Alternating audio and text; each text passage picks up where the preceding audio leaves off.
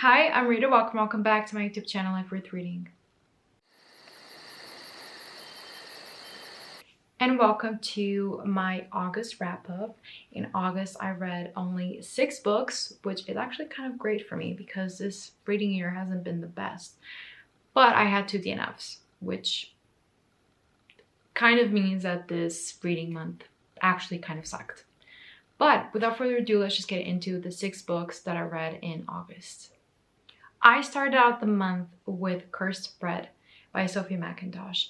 This is I don't think it's a novella, but it is a quite short book that I read on my Kindle. I had heard a lot about this book. It's set in the 50s and it follows the real life event of this French town poisoning that happened through bread.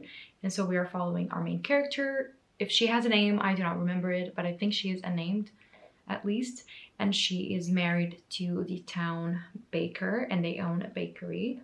And one day this American couple moves into the town and he is kind of a politician figure, kind of mysterious. No one really knows what he's doing there. And his wife, Violet, becomes the sole obsession of our main character, and they kind of develop this very weird, dependable relationship, like really codependent relationship. And we are following our main character as she is reflecting on this incident that has happened and thinking about how the events led there. Overall, I actually found this book a little bit lackluster. I found it very disappointing. I really thought that I would enjoy this book. I usually do enjoy these types of books, but there was just something about the writing, something about the plot, something about the characters that really didn't call out to me. I didn't really enjoy my time reading this book. I just didn't like it. And I don't really know why. It's just a book that I finished and that I kind of immediately forgot that I read. And at the same time, when I do force myself to think about this book, I just think about there's this negative feeling that remains that I just didn't like it. And I usually have a lot of arguments and I usually have a lot of explanation as to why I don't like a certain book. This one is just I don't get it. I thought it was just a little bit lackluster for me. So this ended up being like 2.5 if I'm being really generous, but mostly a 2-star read to start out the month. Then while I was on vacation, which was when I also read this book, I did a vlog. So go check that out if you haven't. It's my last, before this one, posted video, my summer vlog. But I started The Mountain Lion by Jean Stratford, which is a book that I also thought that I was really going to enjoy. This is a coming-of-age novel. It was written in the 50s by Jean Stratford, and it's about these siblings who are kind of the excluded from the family. Their mother don't really like them. They have older sisters who are much more preferred by their mother.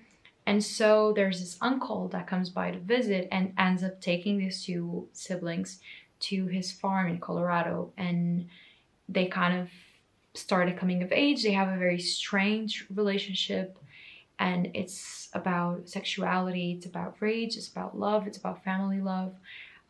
I didn't dislike this book. I just thought it was quite boring. Which again is a little bit unusual for me because I usually don't mind when a book is kind of slower paced, when it's not very like high action. I usually deal with that very well. So maybe I was just in a reading slump. I don't know what happened, but I just could not read this. I read half of it and it just felt like such a chore to read. It wasn't a book that I was enjoying my time reading. Every time that I read it, I liked it, but every time that I wasn't reading it, I didn't feel like picking this book up. And so I just ended up not really enjoying my time reading this, and I just called it quits after the first half because I could not imagine me sitting down and reading the rest of it. And also, I just don't really care. There's not a lot of curiosity in me to know how this book ended, how this book kept going. But again, I didn't dislike it. It's just a book that was a bit mediocre for me, and I just could not force myself to continue. If I did, I probably would have given it 3 stars and moved on with my life. And sometimes I do value my reading time a little bit more, and I want to invest my time reading books that I'll actually enjoy. And so this one, unfortunately, was not one of them. Thankfully, next up, I picked up Big Swiss by Jen Biggin. I did a buddy read of this and it was the best time. We both had such an amazing time reading this book. I thought I would enjoy this book, and this time I was correct. This time I knew my reading tastes and I just had a blast reading this book, honestly. It was so kind of ridiculous. The characters are kind of ridiculous. The plot is a little bit weird. It's about, I'm sure you know what it's about because it's a very popular premise, but it's about our main character Greta, who is a transcriber for a sex therapist. And so she listens to this town's entire sessions and transcribes them. And there is this woman called Big Swiss, called Flavia, that she hears sessions about, and she starts really falling and being obsessed with this person. And when they meet in person, Greta obviously can't tell her that she is a transcriber for her sessions because that would be like a huge invasion of privacy and they couldn't build a relationship off of that. So they build a relationship off of dishonesty because she tells her that her name is Rebecca and that, you know, they don't know each other. So obviously you know the whole time that this is just going to blow up in her face big time and you're just waiting for that moment to happen. But in between, it's just so authentic at the same time that it is so ridiculous. The writing is exceptionally funny, at least to me. And it just did really the perfect balance between dark themes and bad things happening and serious topics with complete bullshit, with complete just ridiculousness. And I thought that this author mixed those so well. It was just so balanced and I loved it so much. Like a 5 out of 5, one of my favorite books of the year. I really don't know why. It's not a book that I'm not going to forget ever. It's not an all-time favorite, but I just had the best time with it and really showed me how much these silly books can mean sometimes and how much they can leave an impression on you when you really do enjoy them. And I don't know, it was just very vindicating that I actually got it right for once and that a book that I thought I would enjoy, I actually ended up really, really loving. Unfortunately, I then picked up Honey and Spice by Willow Pavlola. Earlier this year, I had tried to read Love in Color by this author and I actually DNF'd it and hauled it because the writing really just was not for me, but I still had this one on my shelves. This is a book that was gifted to me way before I even bought Love in Color. So it's one of those cases where I wouldn't get rid of it without giving it a try because it was already on my shelves. It was a gift. But unfortunately, this author's writing just really is not for me. Everyone knows this by now if you've been here on the channel. I am not a contemporary romance girly. I'm not a romance girly in general. I love a book that in which the side plot is a romance, but not the main focus. I can't deal with a straight up romance book. There are a few that have made the exception, but usually I don't gravitate towards them. When I read them, I don't love them. And this one was such a case. I thought that the idea behind it was really great. We have two main characters. We have Kiki and we have Malachi.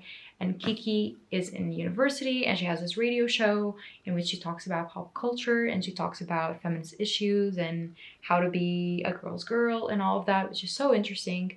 She's also like this very high achiever and it's also about your identity and how to grapple with it in a university that is mostly white people. So I really enjoyed those themes, but it just felt very juvenile. It felt very high school and it's just not something that I gravitate towards. I enjoy, if I am going to read a romance book, I need it to be more mature and this just wasn't. Like we have this popular clique, we have a bully character, we have frat parties where seeing people talk is the highlight of a party and it's so dramatic and everything is so dramatic. And there's this website kind of like a Gossip Girl-esque thing where if they see you together, it'll get published and we have to start a fake relationship because people have seen us together. I need a romance that is more mature. I don't really like reading this type of high school-y things, and I thought because it would be set in university that would be a little bit more mature and a little bit more on that level. unfortunately it just wasn't. So if you like reading the new adults tropey kind of thing, I think that this is great for that. And I know a lot of people love this book so much, and I definitely understand why. It's just not what I am particularly looking for in my romance books. If I were to read them, I need it to be more grounded, I need to be more adult, I need these stakes to be a little bit different than a Gossip Girl site and a bully character and a love to hate because we're rivals because people said so. I don't care, and I don't really want to put myself through that. So unfortunately, I did DNF this book after about 100 or something pages in. I gave it a fair chance, but it just really was not for me. Then I picked up a horror book, a YA horror book. I picked up The Invocations by Crystal Sutherland. This is a book that was on my summer TBR, I think, because I really do enjoy reading horror, gory books in the summer. And I thought this was just okay. Unfortunately, I don't have the best things to say about this one. I also don't have the worst things to say about this one for sure.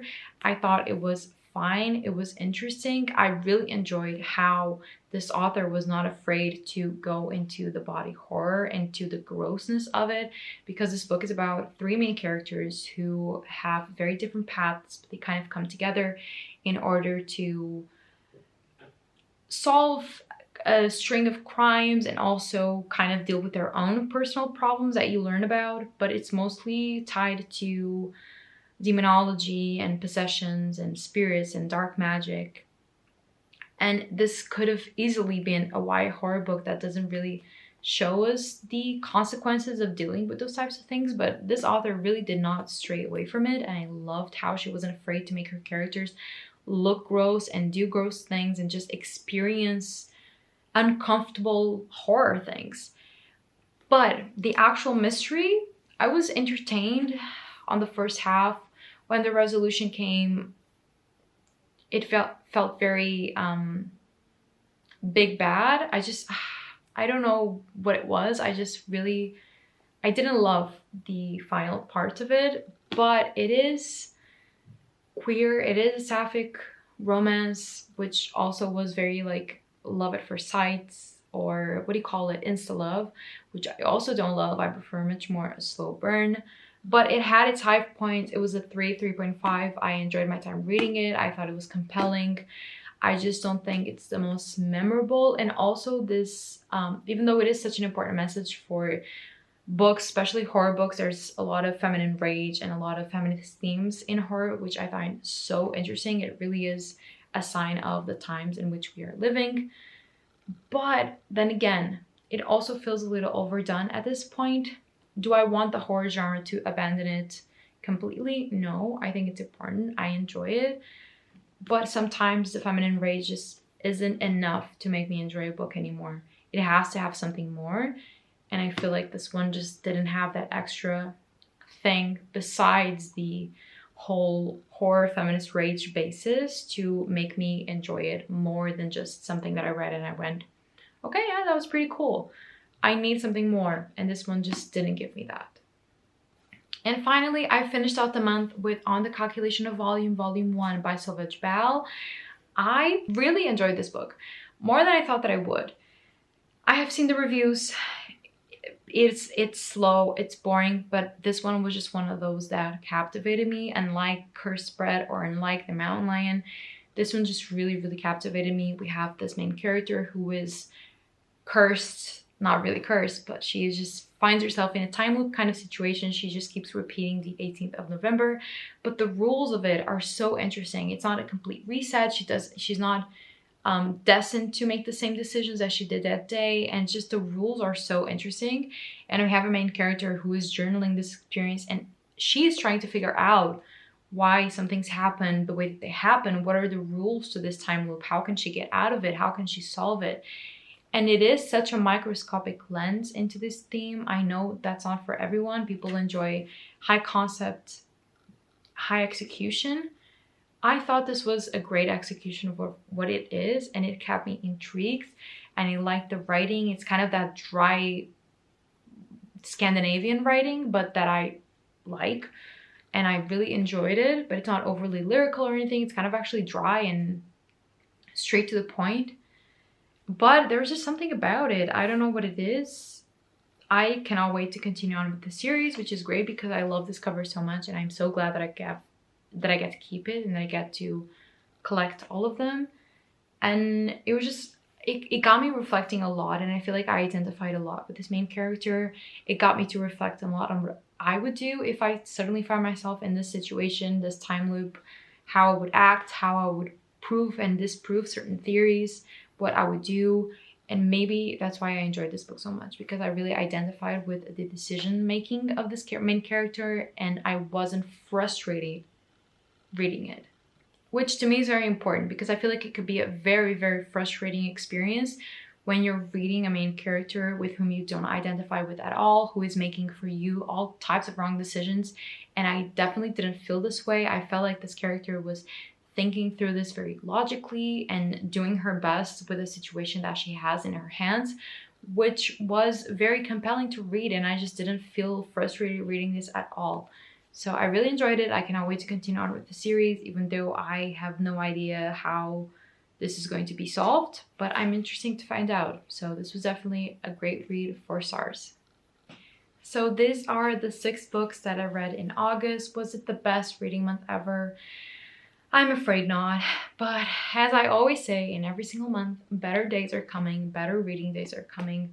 I found a new favorite of the year, and that's all that matters. And I read a lot of my physical TBR, which also matters a lot to me in recent time. So yeah, hopefully the fall will be a better reading time for me. I'm excited to find out what it has in store for me reading-wise. I haven't decided on a set TBR yet, but I am excited to see what I can come up with. If you've read any of these books, please let me know in the comments. And if you enjoyed this video, please give it a thumbs up and subscribe to my channel for more bookish content. And I'll see you in my next video. Also, follow me on TikTok because I post a lot more on there. But yeah, I'll see you in my next video, and I hope that you remember that life is worth reading.